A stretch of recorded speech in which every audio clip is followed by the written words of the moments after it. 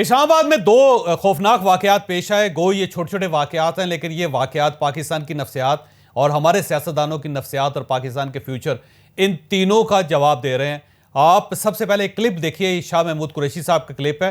और शाह महमूद कुरैशी साहब कौन है? ये 2 बार पाकिस्तान के वजीर खारजा रहे हैं, पूरी दुनिया में फिरे हैं, यूरोप के अंदर इन्होंने तालीम भी हासिल की है और हमेशा यूरोप की मिसाल दिया करते थे, इंसाफ की, अदल की, पुलिस की बात करते थे, अदलिया की सुपरमेसी की बात करते थे।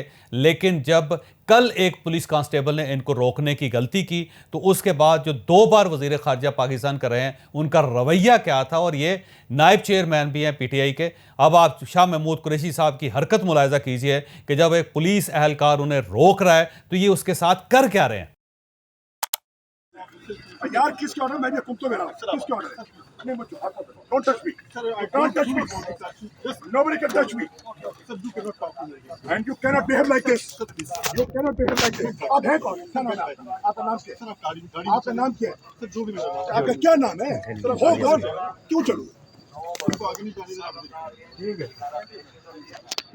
ये बताएं, ये नहीं, ये क्या बात में भाग रहा किधर? ये एसपी है कौन है? आप कौन है? नाम बताओ ना। गाड़ी जाने दे, पैदल जाने दे मुझे। क्यों नहीं अलाउ करेंगे? नहीं सर, आप मुझे अरेस्ट कर ले, फिर करेंगे, आप अरेस्ट करें। सर मेरे पास इस वक्त सिर्फ यही इंस्ट्रक्शन है। आप एक देखिए, आप एक law and order situation create कर रहे हैं बिला वजह, बिला वजह कर रहे हैं। किधर डीआईजी? बुलाओ ना डीआईजी को, किधर है?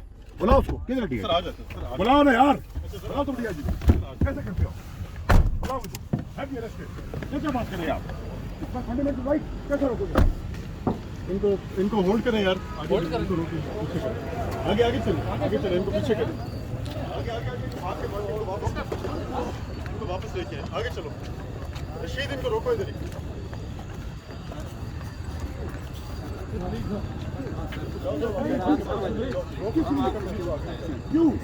अब वो देखें, वो पुलिस एहलकार को ये कह रहे हैं कि आप लॉ एंड ऑर्डर की सिचुएशन पैदा कर रहे हैं, यानी कि पुलिस लॉ एंड ऑर्डर की सिचुएशन पैदा कर रही है। और शाह महमूद कुरैशी साहब, जिनका ताल्लुक ना पुलिस के साथ है, ना एफसी के साथ है, ना वो फौजी जर्नल है, और वो लॉ एंड ऑर्डर की सूरत हाल को कंट्रोल कर रहे हैं। तो अब अगर आपने ही कंट्रोल करना है तो फिर मेरा ख्याल इस मुल्क में पुलिस की ज़रूरत ही नहीं है। या फिर आप अपनी पुलिस ले आएँ, आपके पास एक टाइगर फोर्स है, उन सबको यूनिफॉर्म पहनाएं और उसके बाद अपनी पुलिस का ऐलान कर दें कि आज के बाद ये हमारी टाइगर फोर्स पाकिस्तान की पुलिस है और ये पूरे पाकिस्तान में किसी जगह कुछ भी कर सकती है। अब अगर इसको थोड़ा सा साइड पर रखते हैं और शाह महमूद कुरैशी साहब से सिर्फ एक सवाल किया जाए कि कुरैशी साहब, आप तो यूरोप फिरते रहे हैं, आपने तो यूरोप में तालीम हासिल की है, आप तो 2 बार वजीर खारजा रहे हैं, मुझे ये बताएं कि क्या अमेरिका के अंदर ये वाक़या हो सकता है? क्या यूरोप के किसी मुल्क में ये वाक़या हो सकता है? क्या मिडिल ईस्ट के किसी मुल्क के अंदर ये पॉसिबल है? या चाइना के अंदर ये पॉसिबल है कि पुलिस अगर किसी शख्स को रोके और वो शख्स पुलिस के अहकामात को मानने से इनकार कर दे और इस किस्म की ज़ुबान इस्तेमाल करे, तो क्या वहाँ पे इसकी जस्टिफिकेशन है? क्या वहाँ पे इसको एक्सेप्ट कर लिया जाएगा? तो आप तो हमेशा अदल की बात करते हैं, कानून की बात करते हैं, आइन की बात करते हैं, तो एक पुलिस कांस्टेबल या एक पुलिसमैन का क्या काम है? उसका यही काम है कि जो चेन ऑफ कमांड हो, जो ऊपर से कहा जाए उसके ऊपर अमल दरामद किया जाए। लेकिन ना आप उसके हुक्म को मानने के लिए तैयार थे, ना ही उसकी यूनिफॉर्म का एहतराम करने के लिए तैयार थे। तो आप इस मुल्क को कैसा पाकिस्तान बनाना चाहते हैं? क्या ये रियासत मदीना होगी कि जिसमें एक सियासतदान सड़क के ऊपर खड़े होकर पुलिस के अहकामात को मानने से साफ इनकार कर दे और उसके साथ बदतमीजी करे? अगर ये रियासत मदीना है तो फिर मैं आपको मुबारकबाद पेश करता हूं कि बड़ी तेजी से उस रियासत की तरफ बढ़ रहा है। और अगर हम वाकई यूरोप की तरह इस मुल्क को बनाना चाहते हैं, जिसमें इमरान खान साहब कहते हैं कि मैं यूरोप को आपसे ज़्यादा बेहतर जानता हूं, और हमेशा वो मिसाल देते हैं कि बरतानिया में ये होता है, फ्रांस में ये होता है, अमेरिका के अंदर ये होता है, और अगर आप वो बनाना चाहते हैं यूरोप की तरह, तो फिर आप मुलाहिजा कर लें कि आप किस किस्म का पाकिस्तान देखना चाहते हैं। यानी कि एक ऐसा पाकिस्तान हो जिसमें हर शख्स के ऊपर कानून नाफज हो सिवाय आपके, यानी कानून को आपका रास्ता नहीं रोकना चाहिए। अब एक सवाल यह भी है कि आप एक जलसे के अंदर जा रहे हैं, हो सकता है आपकी जान को खतरा हो और पुलिस को ये अहकामात हों कि उसने आपकी जान को बचाना है, लेकिन आप ये कह रहे हो कि नहीं जी मैंने तो अंधे कुएं में छलांग लगानी, तो क्या इसकी कोई जस्टिफिकेशन हो सकती है?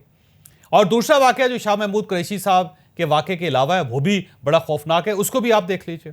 मैं तो फैमिली है, निकल कैसे निकल मैं फोन करता गाली नहीं निकालते, ठीक है? आप गाली नहीं निकालते। बच्चा साथ है, तेरा बच्चा साथ है, मैं तेरा लिहाज कर रहा हूँ, तूने गाली नहीं निकाली, तो ये ना, ये ड्रामे ना करी, ये ड्रामे ना करी, गाली नहीं निकाली, ड्रामे ना करी, गाली नहीं निकाली। एक मिनट इधर आयो, हेलो इधर आयो ना। तो बच्चे को देख बच्चे को आप गलत साइड रॉन्ग साइड से आप कर रहे हैं, रॉन्ग साइड से गाली नहीं निकालनी, ठीक है ना। आप SSP हैं, गाली नहीं निकालनी। बेटा गाली निकाल रहे हैं ना, ये गाली निकाल रहे हैं, आपने गाली नहीं निकाली। फैमिली साथ तो बदतमीजी नहीं करते, फैमिली साथ होती है। बेटा मैं तुम्हारी वजह से तुम्हारे बाप को छोड़ रहा हूँ, वरना नहीं मैं मैं फांसी लगा रहे हैं मुझे, आप SSP हैं, मुझे फांसी लगवा रहे हैं, ठीक है। ये ज्यादती कर रहे हैं, ये मैं वीडियो पे सोशल मीडिया पे डालूंगा, सोशल मीडिया पे डालूंगा, सोशल मीडिया पे, ठीक है। अब इसमें देखें कि एक सबस नंबर प्लेट्स की गाड़ी है, उसमें से एक साहब उतरे हैं और उन्होंने एक दूसरी गाड़ी के मालिक के साथ बदतमीजी करना शुरू कर दी और उसके साथ बच्चा भी है, और फिर वो ये कह रहे हैं कि मैं SSP हूं। तो इस किस्म का कॉन्फ्लिक्ट सड़कों के ऊपर आना शुरू हो गया। एक हीट है दोनों तरफ से, यानी जो पुलिस एहलकार हैं वो अपना, या जो सरकारी मुलाजिम हैं वो अपनी पावर शो करना चाहते हैं, वो कुचलना चाहते हैं आम आदमी को, और आम आदमी जो है उसके अंदर इतनी हेट है कि अब वो सबस नंबर प्लेटों की जो गाड़ियां हैं उनका एहतराम करने के लिए भी तैयार नहीं। अगर कोई शख्स ये कहता है कि मैं सरकारी अफसर हूं तो वो उसके गले भी पड़ जाते हैं। तो ये पाकिस्तान एक अमर्ज होता हुआ नजर आ रहा है, सबको डेवलप होता हुआ नजर आ रहा है कि जिसमें किसी की कोई इज्जत, कोई तकरीम नहीं है, ना सबस गाड़ी वाले की तकरीम है, ना आम आदमी की कोई इज्जत है। और इस वाक़े को अगर आप परवेज़ इलाही साहब की जो शाबाश है, जो थपकी है जो उन्होंने CCPO लाहौर को दी, उसके साथ अगर आप मिलाकर देखें तो आपको क्या महसूस होता है। मैं दोबारा आपको दिखाता हूं कि CCPO के साथ जो चौधरी परवेज़ इलाही साहब ने जो थपकी दी, जो शाबाश दी, वो किस तरह दी थी।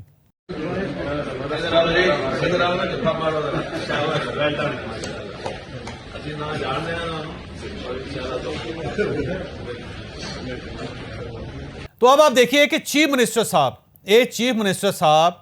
एक CCPO को इसलिए शाबाशी दे रहे हैं कि उसने वफाकी हुकूमत का ऑर्डर नहीं माना।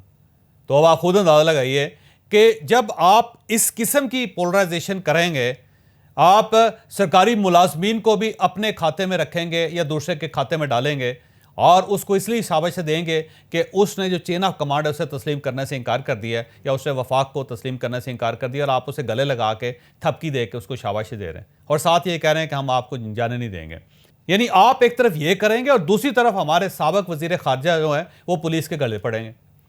और जब ये होगा तो क्या आम शहरी भी गली गली सड़क सड़क के ऊपर खड़ा होकर इस किस्म के मुजाहरे नहीं करेगा।